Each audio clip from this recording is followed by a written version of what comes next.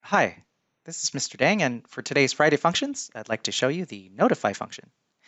You may have already been using this when it was previously the show error function. Now it can perform three other types of notifications: information, success, and warning. This is a little bit different than the notifications that you might send to a device. These are little pop-ups that appear at the top of your app's browser or your app. Let's go ahead and check it out.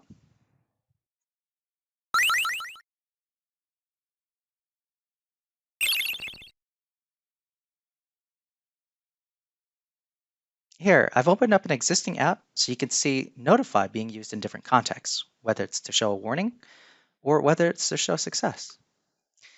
This button is going to be uh, creating a new set of teams that students belong to, and it'll balance it by different criteria specified in these settings. I want to tell the user when they click this button, I want to give them a notification at the top of the screen that tells them what settings they actually selected. So in the onSelect property of this formula, I'll put a semicolon, and to continue the next set of actions, I will write notify. Notify takes two different arguments. The first one is the text that you want to tell the user, and the second part is what kind of notification it is. Since I want to tell users information, I'll select the information type. I'll first show you a simple string, and then I'll show you how you can concatenate the values of different controls on the screen. I want to notify the user, you created 4 teams according to gender. So if I balance teams by boys and girls, that's what I might tell the user. Let me test it out.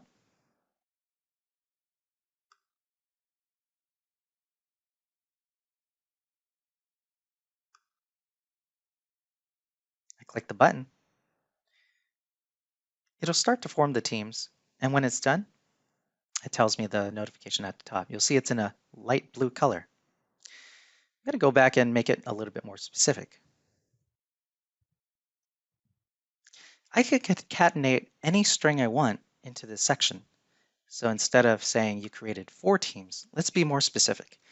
You created, here I'm separating the string with the and symbol, and in between I want to put the value of this slider right here.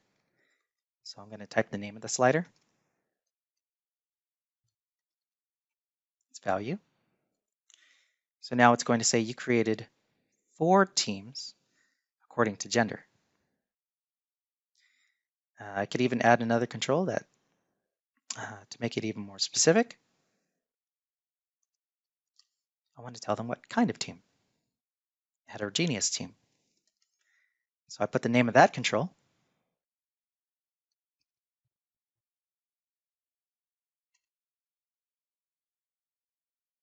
Whatever is selected in it. And its label. So now it'll say you created 4 heterogeneous teams according to gender. Play it one more time.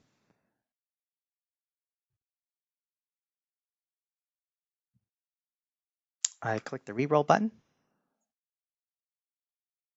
and it creates a notification at the top of the screen. Now you've seen the default method of creating a notification is it'll give information. The next type of notification is to tell us when there's a warning. A warning is useful to give when the user is not performing an action in the app the way it should be used. So for this particular screen, in order to move on, the user needs to select at least one student. If they don't have a student selected and they attempt to click this, I want to tell them you need to have someone selected. So I'll go into this button. Now, normally I would disable this button, but with the notification, I can make it give some information. So in the onSelect property, I might say, if the selected students is empty,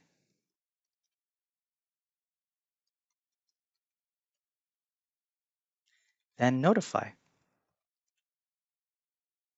Here I want to tell the user, please select at least one student.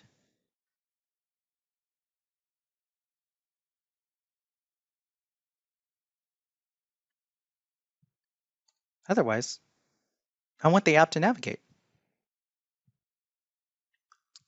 After my text that I want to display, I put down the type of notification. This time, I'm going to be using the warning.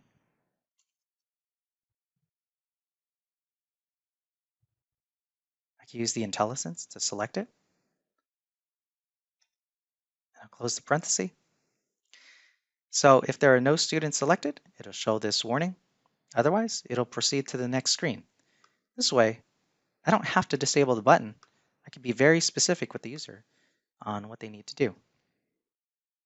So let me go ahead and clear this. Now I'm going to try to click the button, and it'll give me that warning. Please select at least one student. So this saves you from graying out a button, and you can keep your color. The next two notification types kind of go hand in hand. One of them specifies success. The other one shows that something was unsuccessful. In other words, it had an error. On this screen of my app, I'm collecting data on how a student is performing, how proficient they are. And I'm writing that data back to a data source. So in the case of writing data, if data is not successful, I want to be able to tell the user. But if data is successfully written, I also want to let the user know that they successfully wrote that data. So here, I'm drilling down into where I'm performing my save action. For me, I like to put my actions inside toggles since they could be triggered in any location. So I'm going to go to the end of my formula here. And I'm actually going to be using the errors function. If there are any errors from writing to a table, I want to be able to tell the user that there were errors. So I'll start here. Here's my actual formula that writes data back to my table. So below that, I'll put a condition. If the errors for this table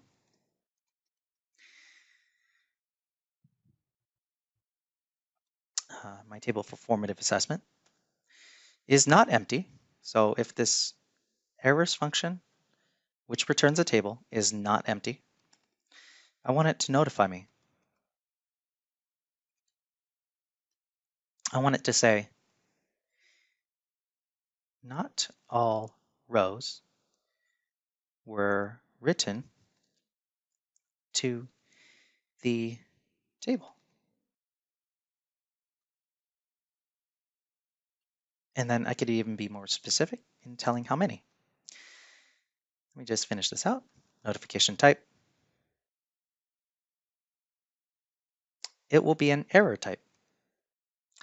Now, if there were not error, if it was empty, if the errors were empty, I want it to notify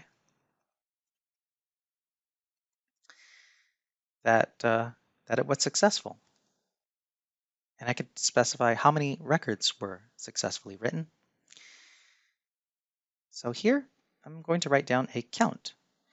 I'm expecting a count of the assessed students.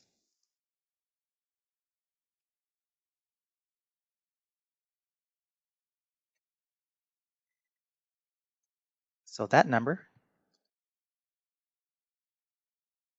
count all the students who have been assessed. So this number of records were written to the table.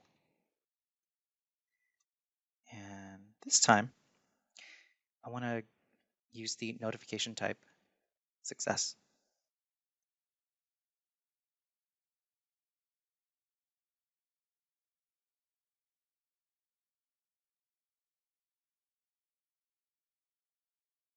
Okay.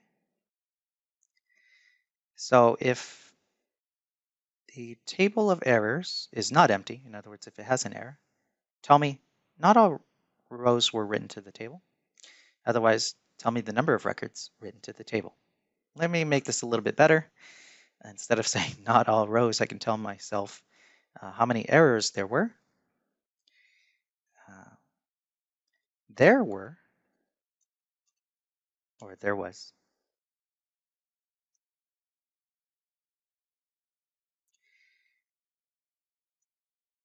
I'll use a condition.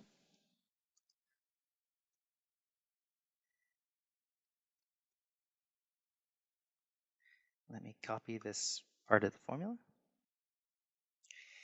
If I count this and there's only one, if I count this and there's only one, I'm going to use was.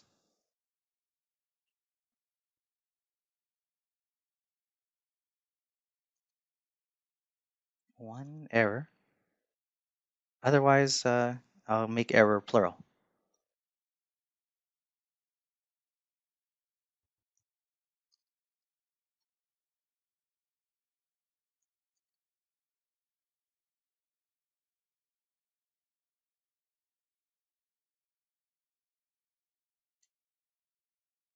Okay, let me drill back down.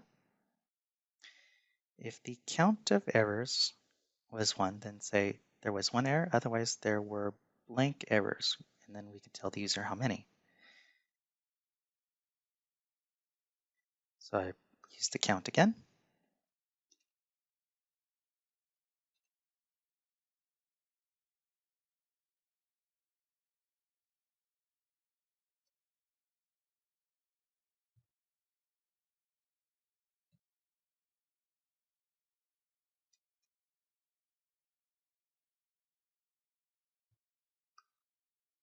And I close it off with a and symbol.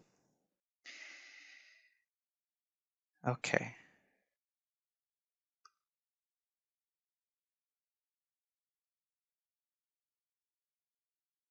Let's check it out. I'm not expecting an error, but I'll go ahead and write this so you can see what it looks like. So I'll put this into fast forward so you don't have to wait through it.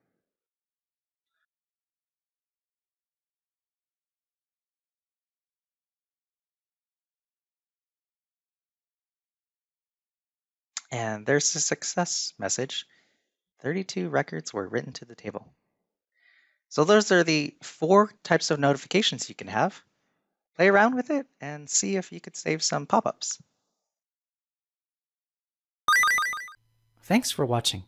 If you'd like to see more interesting Power Apps, please subscribe.